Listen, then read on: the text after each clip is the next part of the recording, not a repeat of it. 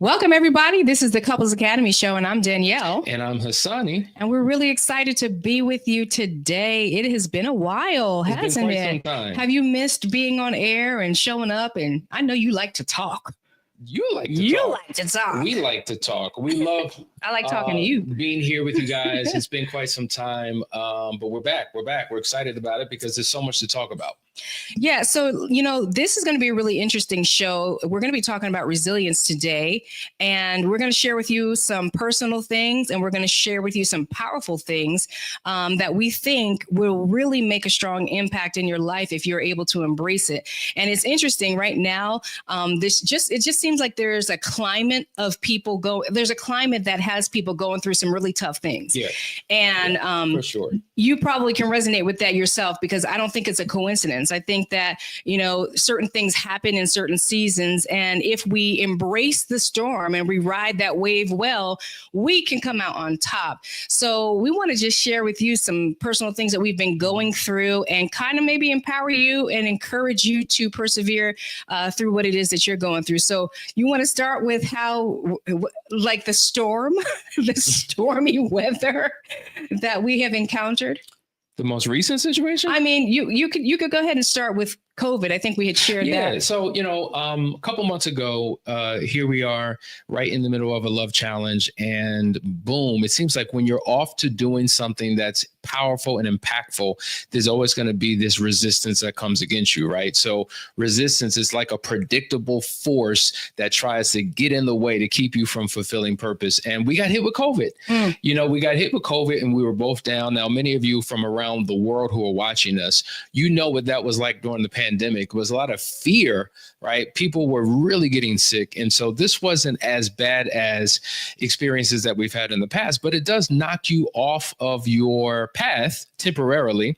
So we had to deal with that challenge and had to kind of help build each other up and be there and support each other. It's one thing when one person goes down, the other one can cover them. But when you both go down, it hits the household in a completely different way. Yeah. So, trying to keep up with all of that, and then recovery happens. So one thing that I want to point out because we're talking about resilience, is that, sometimes when a storm is on the way, you don't notice it right away. Like, the other day I was sitting in the car and I'm looking out the window and it's beautiful and the sun is out and there's not a cloud in the sky. And I'm like, man, this is beautiful. It's such a beautiful day. The weather was perfect.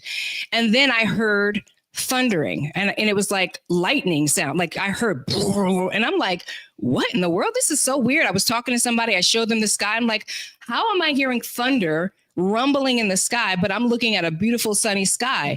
But then I turn and I look out the other side of the car window and I could see that the clouds were moving quick and they were dark and they were gray and there was a storm on the way. And so I really, in hindsight, I could see that with that COVID situation that knocked us out. And, we're the type that we'll try to persevere and fight through something and we do all the things, but sometimes there's nothing that you could do. You're just taken down. I didn't realize that was the brewing of an insane storm. And, at that season, we have some older kids now. Our kids are kind of, taking off into the world. And my mind is wrapped around planning. My daughter is about to go study abroad. So my mind is wrapped around that. And we're doing all the things and getting her prepared. Y'all, we were not ready. We were not ready for this storm. And what's interesting about storms and challenges and setbacks, listen, there's no perfect timing for it, right? It always happens at the most inconvenient times. It's in the midst of you being involved in something and it catches you off guard. Who schedules a setback and a challenge? Who looks at a calendar, right? I'm gonna look at the calendar for the year and say, you know what? Crisis, let's put that on the 30th. Exactly. Nobody wants it. No. Nobody expects it. And so we're going to talk about how to kind of buffer yourself when challenges do occur. But that was the first issue that we did experience. That was the first thing. So the day that I landed in London to take my daughter to study abroad, I get a crisis Marco Polo from my husband telling me that my house is on fire. Now, it's like you almost lose your bearing. Right? Because number one, you're away and I'm seeing you're in full crisis mode, running around, fire trucks at the house. I'm seeing a blaze. Of course, the first thing he said was, everybody's okay. So I didn't have to question if anybody was hurt, but I'm, my mind is spinning. I'm here with my daughter. I'm trying to get her acclimated so that she feels comfortable that I have to leave, in a shortly. And he's there alone trying to figure this out. And, as wives and as partners, if I were there, I'm going to help him. I'm going to talk to somebody. I'm going to do something, but there's nothing that I can do but be prayerful and be present in that moment with my daughter where I was. And, it's quite interesting because a helpless feeling. Yeah, it was a helpless feeling for you because there was nothing that you could actually do. Right? You're thousands of miles away, several hours off of our normal time zone, and I'm in the thick of it. And it just helped me to realize that we can all go through a similar experience, but have a different, I should say, we can all go through the same crisis, but have a different experience in the crisis, right? So to your point, Danielle was with my daughter in London, my other daughter's away. So me and my younger two were kind of here. Does that make sense? So the impact was different. And so here I am in the middle of the day, just working, just like any other day. And then I had a contractor on the roof, and all of a sudden he comes down from the roof, banging on the door, ringing the bell. They're trying to get my attention. And I'm like, what's going on? I try to go to one particular door of the house, but then they kicked open the front door. Now we have a huge, heavy front door. The fact that he kicked this thing open, I was amazed. He's just like, get out, get out, get out. Your house is on fire. And I'm like, house is on fire? I'm here on my laptop. I'm working. I'm doing normal things. There's no concern, no smell, no smoke, no nothing. I go outside, look up at the roof, and literally there are flames coming from the roof. Immediately I go in the house because I'm like, okay, well, if the house is going to go down, I need to grab the little bit that I can. The moment I step into the house, black smoke everywhere. It consumes the house. So now I'm panicking. I need to grab some things. I grabbed my laptop. I had to grab my wallet and my keys. There was $80 on the account. I'm like, if the house is going to burn down, it's not going to take my $80. Let me grab my $80. I need to have something. Right. So I grab that stuff. I go, I make phone calls, and literally I'm standing there helpless, watching flames consume the home as everything burns down to the ground. It was a very traumatic experience. Then the girls find out about it, not from me, but by neighbors who have children. They're calling their children, letting our children know. So now I'm managing their emotions, right? And I'm trying to stay strong. There's a book entitled Men Cry in the Dark. And it talks about how as men, as leaders, we have to be the strength oftentimes and can't always in certain situations show our vulnerability, because if we crack, it impacts those who are relying upon us. So I'm strong. But when I have my own moment by myself, that's when it hit me. I remember the moment hours later, after all of the fire was put out, they finally gave me clearance because they turned the house back over to you. And however you want to, whatever you want to do, you do. And I had to go in for the first time. And it literally looked like a war zone, Danielle. Now, I've never been at war. I've never served in the military, but I've seen the devastation of what happens after an attack, or when you think about natural disasters that hit people. I've seen the aftermath, and walking in my home where hours prior, everything was right. Everything was orderly. Everything was pristine. And to now walk into total devastation, it was hard. Yeah. And I felt that hardness. I felt that you were really being affected, and it weighed on me heavily that I couldn't be there. I couldn't be a support. I couldn't answer questions. I couldn't do anything because I just couldn't be in two places at the same time. I had to literally be here now. And that was with my daughter, and she needed me, and we needed to explore and do things together. So it's almost like for me, the reaction was very delayed. Like I really had no response except for lots of questions to God, like, really, Lord, all the things you told me about, this week, this month, and you couldn't tell me the house was about to burn down. Like, how did I miss that? How did I miss this message? What does all this mean?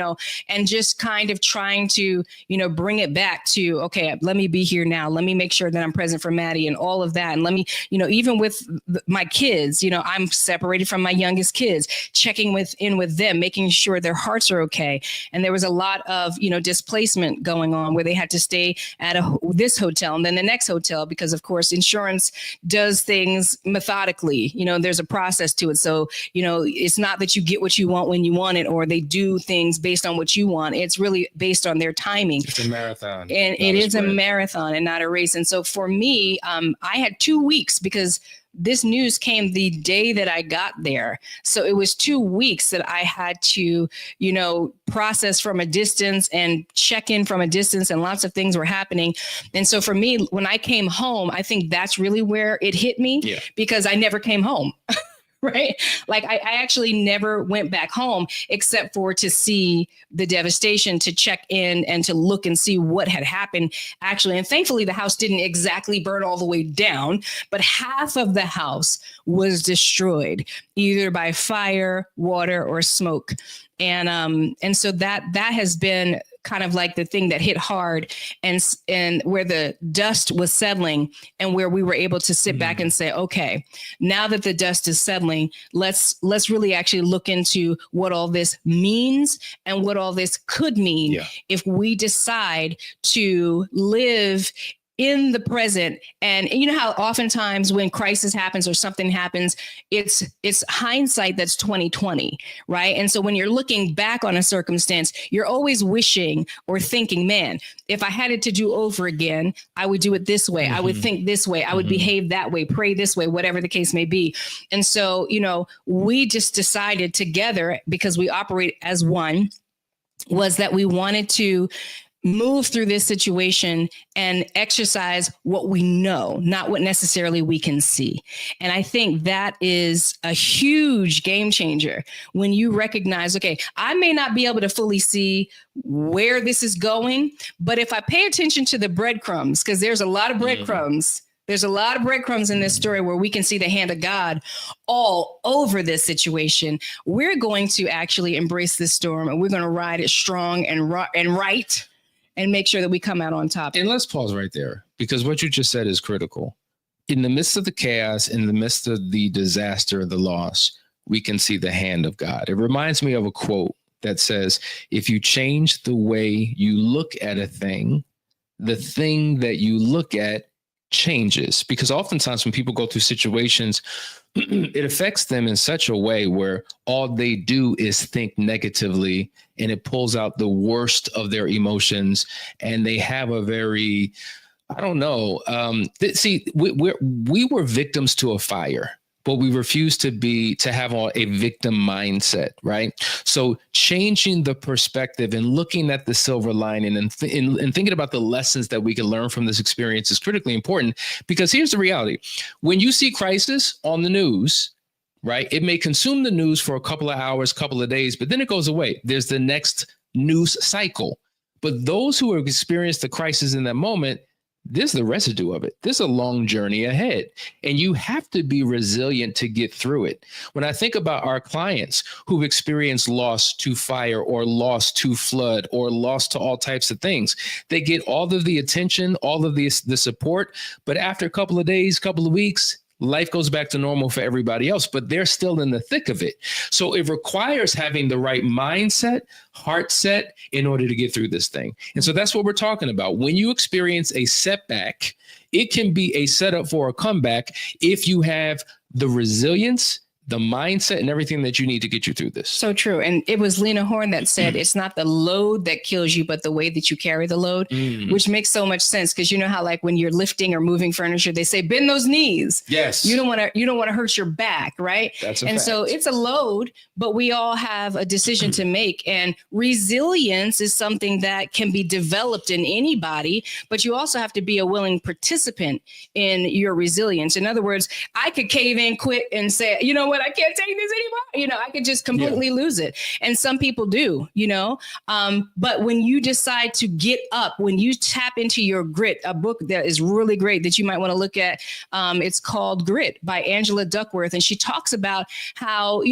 grit is something that it's like you have this ability to come back. It doesn't matter how many times you get knocked down. As a matter of fact, you have so much grit that you're prepared for the knockdown. Yes. You're completely and totally aware that, I'm going to take this journey and I'm going to be knocked down. Nobody has ever done anything great ever without complete and total opposition. There's so many powerful lessons out there. Even that book, The Obstacle is the Way, powerful book that talks about obstacles. And sometimes we see an obstacle as a full stop. And an obstacle is never a full stop. An obstacle is always an opportunity to show you what you're made of, right? Because when there's an obstacle, especially one that you're not familiar with, right? If you've been there before, if you've jumped this hurdle before, you know exactly how to jump it. You know how high to jump it. You know how to clear it without your foot tapping it.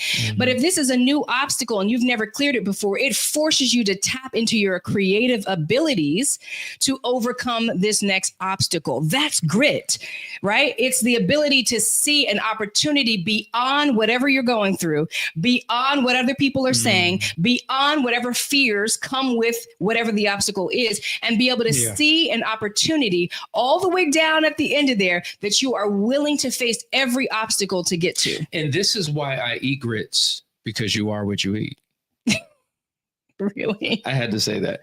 Not a good comeback. I'm just saying. But grit and going back to the obstacle is the way is really true, because most people give themselves permission to give up, cave in, quit, throw in the towel. It's just too hard. Maybe wasn't what I was supposed to be. Obviously, God has given me a sign.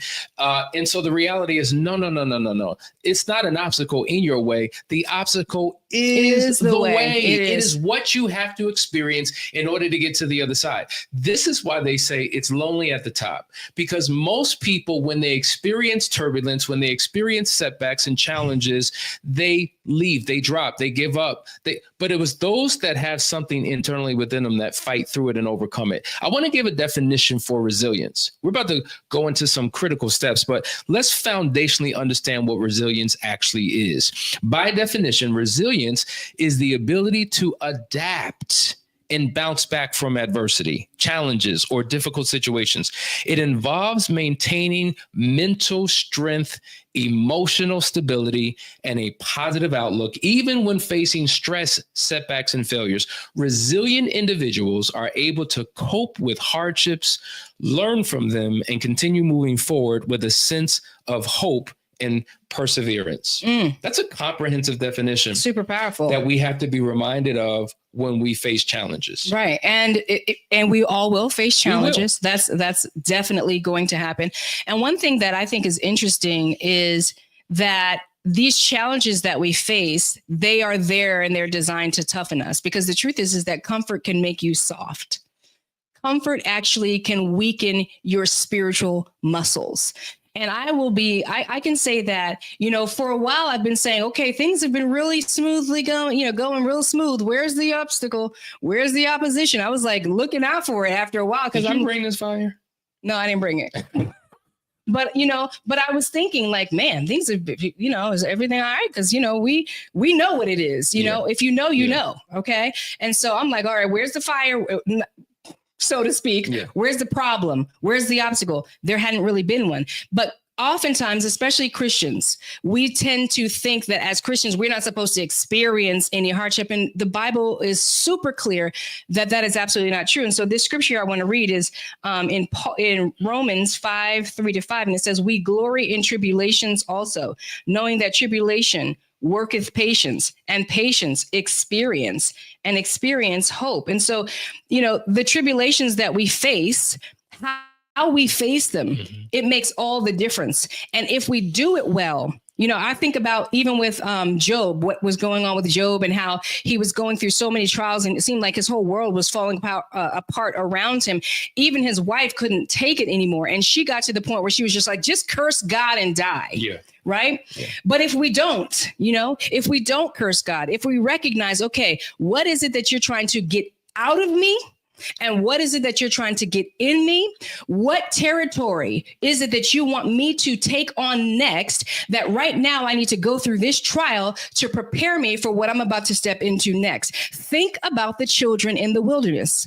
Right? 40 days, 40 nights, or actually 40 years, 40 years in the wilderness, because they needed to be taken out of captivity, brought into this wilderness journey. And it took them way too long because they were murmuring, they were complaining, they forgot the blessings that they came from. All they could remember now was whatever they were eating in slavery. And so even though God brought you out of captivity with an amazing display of strength, blessed you upon blessings because you didn't understand that you needed to go through this process well. You squandered an opportunity. You allowed yourself to murmur and complain. You allowed yourself to go and start worshiping false gods. You failed. You failed the mission. It's true. It's not what happens to you, it's how you respond to it. It's how you respond to it. And the reason why they died, to your point, murmuring, complaining. Now, I remember you taught a lesson years ago that talked about people who murmur and complain habitually. It actually does something to the chemistry of their brain. Like literally their brain turns to mush. Yes, it's so true. Yes. And so it dims the brain. It literally, like it, of course, mush is an exaggeration, right? But it makes you less, it reduces your ability to process information well. Yeah, so there's a gift a lot of times in hardship and adversity. And listen, we're talking about a fire, but there's all types of setbacks that you may be experiencing. Some of us experience personal loss, right? Some of us experience career setbacks, relationship issues. Obviously, that's what Couples Academy is all about, right? Yeah. Financial hardships, health struggles, academic challenges. We all go through it. Yeah. But there's something that really separates those who succeed from those who do not. It is their perspective. And when you have the proper perspective and when you can see things in a particular way, once again, you don't look at this as signs to give up, throw in the towel, call quits. You fight through and persevere. And I told people, because I've had several conversations with people that, you know what, this couldn't happen to a better group of people because we have the right mindset to be able to process this accordingly and to fight our way out of this and to have something better and something more. A setback is nothing more than a setup for a comeback. That's the mentality that we have. So I think one thing that's critically clear about when you go through crisis, there is this sense of loss of identity. Because what happens is if your identity has been attached to your career, attached to your home, attached to a project, when those things are removed, you begin to wonder, well, who am I separate from those things?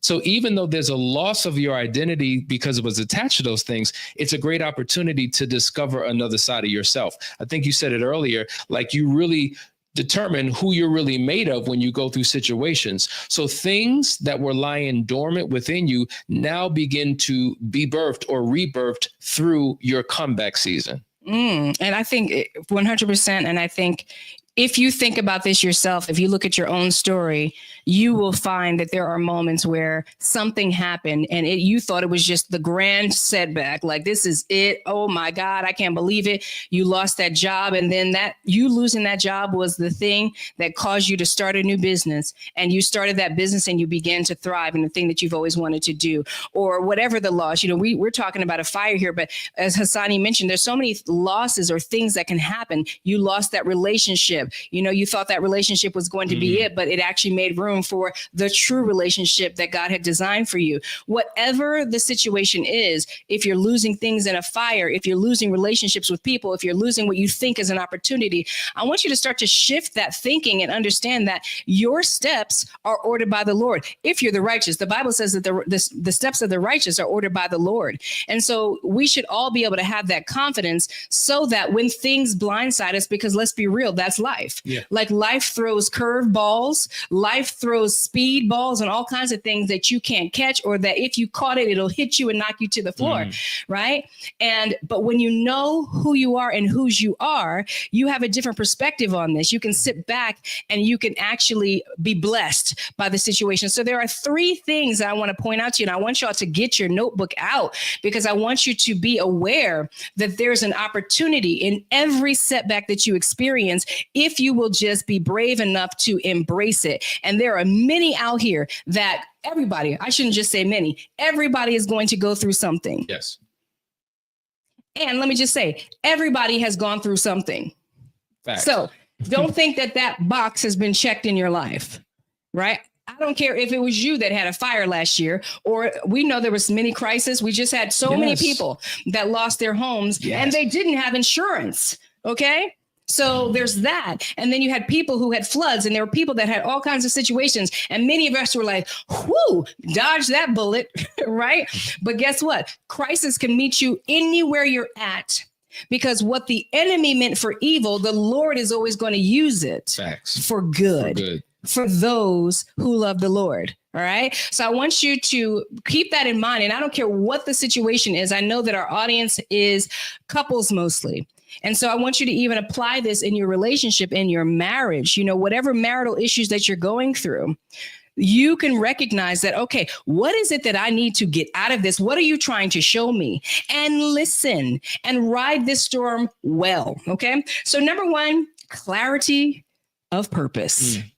That's the first thing that you're going to get.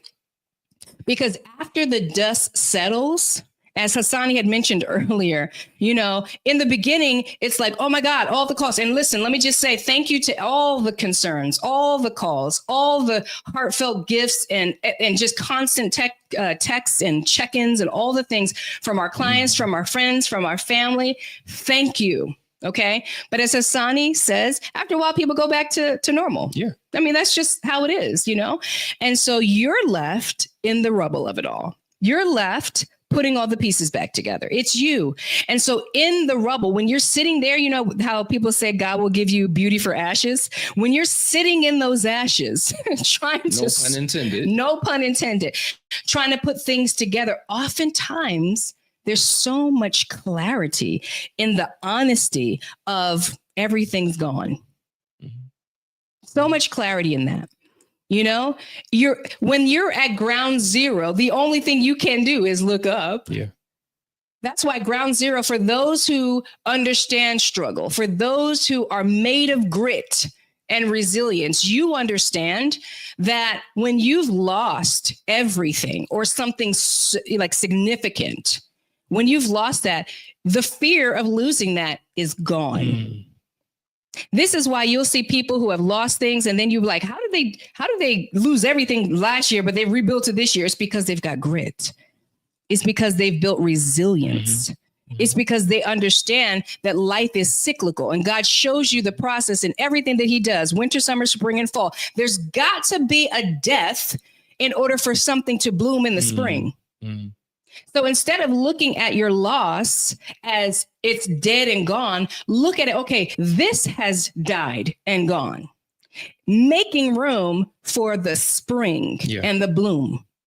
And you got to figure out, what is that bloom? But something you said I want to go back to. If you've never been through anything, when you face challenges, you won't know how to respond. But if you have an experience where you've gone through some things, even though you're not anticipating it, when it happens, all the right things come out. Reminds me of the movie that we always reference, The Dawn Wall. And the father talked about the son who would climb all of these mountains. He said, the best gift that I gave my son was adversity. I trained him in adversity from a young age. So when he faced it as an adult, he knew exactly how to respond, how to overcome, how to beat the odds. And sometimes, adversity wasn't meant to make you bitter. It was meant to make you better. Yes. And there are lessons that you can learn through the hardship and the struggles and the setbacks you experiences. But if you have the mindset to say, what can I learn from this? I'm telling you, life will reward you with so much wisdom of how to set yourself up for success for the next opportunity that may come your way. Yes. And going back to what I was saying about how, comfort can make you spiritually weak. I mean, we are in the process of curating adversity for our children. Yeah. Intentionally. Because you experience adversity, it makes you strong and it makes you an overcomer, and you create a comfortable space in life that you didn't have because you grew up on the hard side of the tracks. But in the process, you're creating comfort, and that comfort never creates drive. It never develops grit. You have to curate that grit if you don't have it naturally. Okay. And then number 2, inner strength. Inner strength. When you've gone through something, that's where you really start to tap into that resilience, right? And it shows you that you have this unshakable faith on the inside of you, because guess what? You recognize, okay, I've been here before. And guess what? My worst fear has actually happened and I'm not dead. Glory be to God. I'm still here. The worst thing that could have ever happened has happened. And how's it going? Guess what? I'm still eating. I'm still drinking. I'm still walking. I got a roof over my head. I'm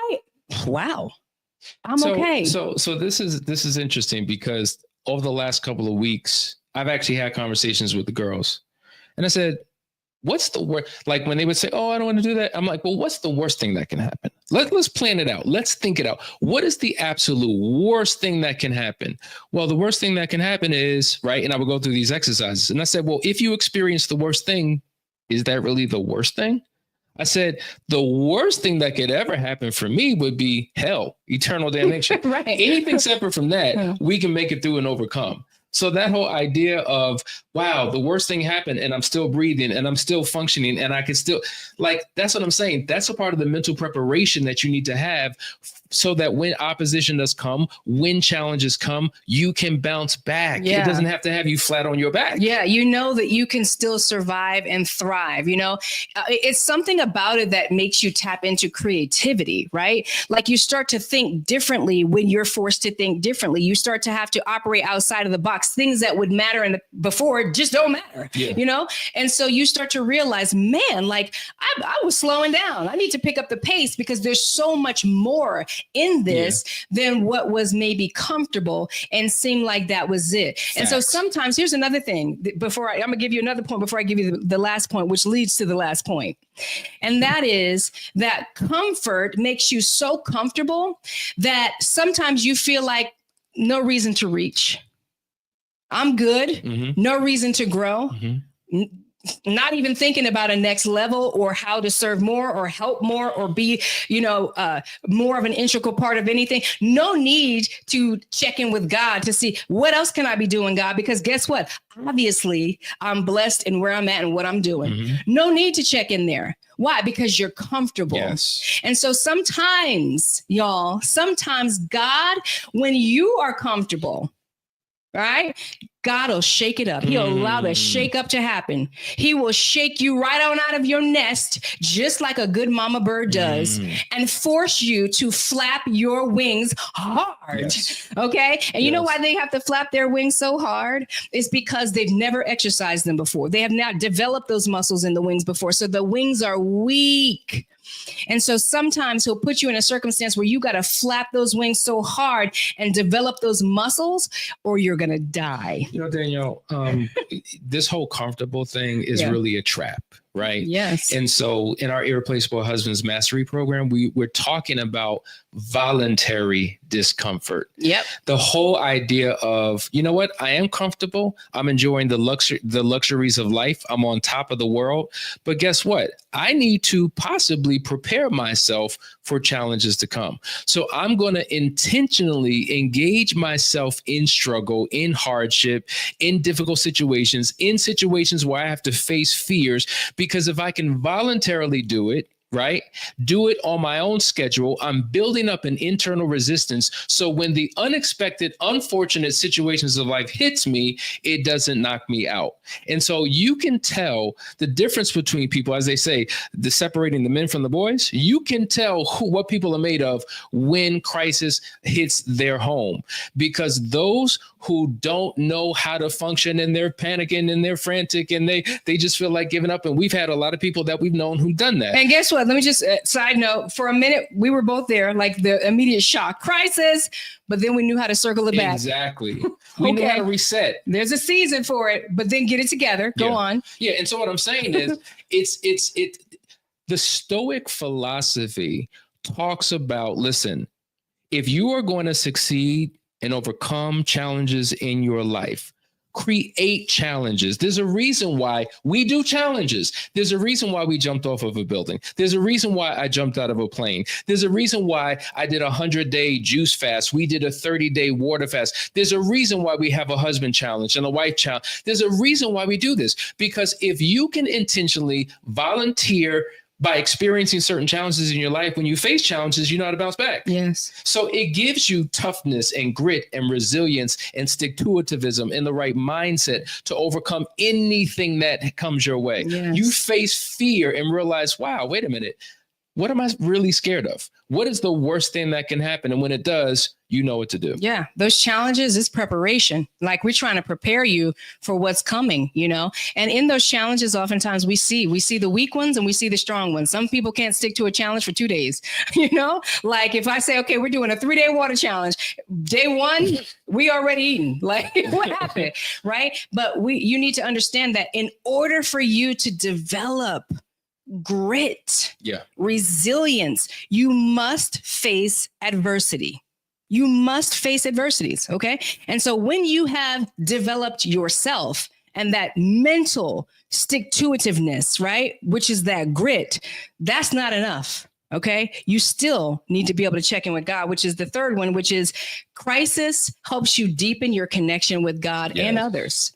You know, God for sure, because as soon as crisis happens, the first thing we start doing is praying. If you ain't talked to God in a year, you are going to get on them knees and pray when crisis strikes. Okay. And hopefully that's not your story, that you don't talk to God, but that you can actually go, okay, Lord, show me, lead me, guide me. What's next? Where are we? What are we doing?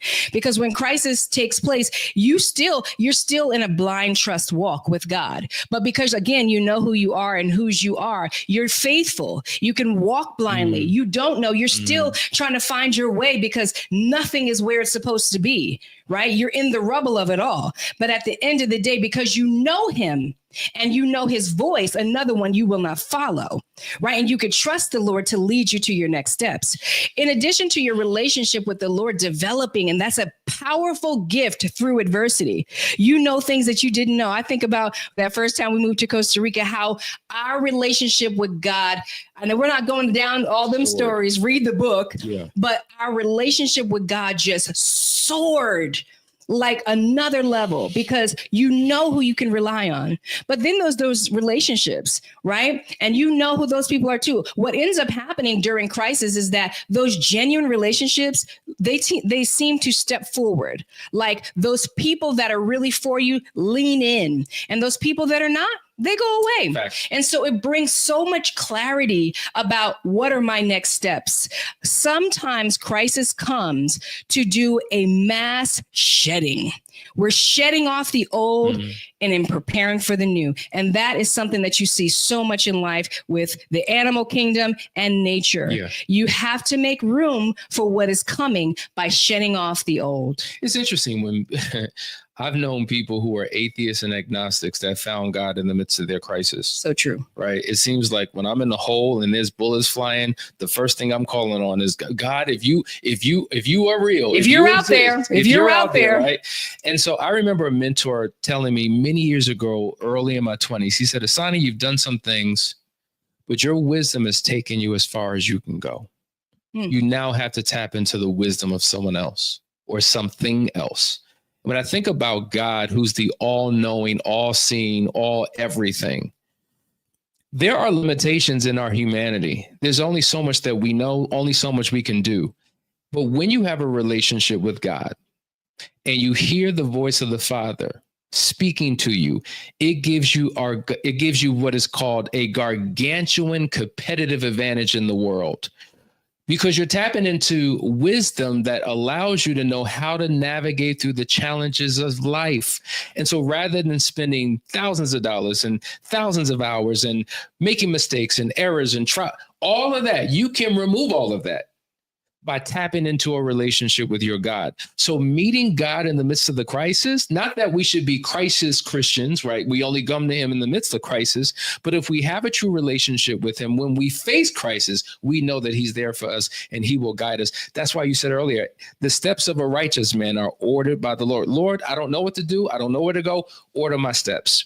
Guide me. Help me. This is why we call it a faith walk, because God may say, go here, and it doesn't make sense to go there in our natural minds. If I go over there, that's another pit. But maybe we needed to go in that direction because what was not on the radar was the very thing that we needed. And it reminds me of that quote, the cave we fear to enter holds the treasure that we seek. And so when you are connected to God and he guides and steers you into some uncomfortable or unfamiliar territory, trust and believe success is guaranteed. Yeah. And, I do want to say, and we don't want to minimize anybody's crisis because crisis is real. Crisis hurts. It's terrifying. It's a huge challenge. It, like Hasani said, it can destroy your identity for a limited amount of time, which isn't always a bad thing, by the way, because sometimes we need to get rid of certain identities. But we're just making the point that, you know, after the dust settles, after the tears fall, after the shock and the pain of it all, after all of that, recognize that there is a gift waiting right there for you with a beautiful golden bow on it. And all you have to do is decide to open it. And I do want to leave y'all with a question that you can ask yourself. And that is, you know, what in your life seems to be falling apart, but could be an opportunity that it's actually something falling into place. You know, I want you to look at that. Because again, I can't tell you how many conversations I'm having and calls I'm on where I'm hearing people are going through really difficult times right now. There are things happening and you don't have to sit idly by and be railroaded by those things. You can embrace what's happening, take it by the horns and ride it the right way into resilience and strength and allow this setback to be your comeback. And I'm not saying it's going to be an overnight comeback. It could be a long journey. I mean, our situation, we won't be back in our home for 11 months. We're trying to figure out where we're going, what we're doing. Right. Yeah. So there's all that and all the pieces that go with that. And that's every journey. And that's every healing journey, every restoration. But on the other side, if you can have the hope and the faith, and if you know that he's got you, you know that there's an other side, that you're going to be bigger, you're going to be better, you're going to be stronger, you're going to be wiser, you're going to be bolder. You're going to be more of an influencer. You're going to be able to support more people. It's one thing to be able to tell somebody, hey, I know somebody who's been through this. But when you've been through something, when God gives you a personal story, your personal story has more impacts than 1,000 people saying the same thing who haven't been through what you've been through. So this is your opportunity to embrace it. We are embracing it. This is the team Pettiford here. Team Pettiford here. We're good. And we're excited to be back and keep pushing through this storm. So guys, stay tuned because there's a whole lot more to come. Love you. Take care. Bye.